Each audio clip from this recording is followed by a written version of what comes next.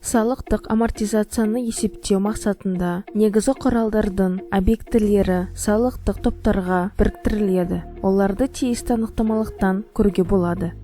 Аталған анықтамалық орталықтандырылған және жалпы болып табылады.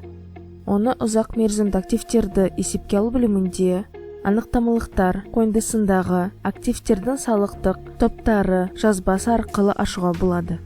Кесте деректерін қарау ауқымында іздеуді жеңілдету үшін қажетті параметрлерді көрсетуге болады. Окей батырмасын басу арқылы тізім қойындысына өтіп, барлық қолданыстағы жазбаларды көруге болады. Жеке жазбаны ашқан кезде өрістер келесі ақпарат қамтитынын көруге болады. Топқа тиесілігі, топтың коды мен атауы. Қажет болған жағдайда құралдар тақтасындағы есеп батырмасының көмегімен активтердің салықтық топтары анықтамалығының әрбір жазбасын кестелік форматта жүктеуге және басып шығаруға болады.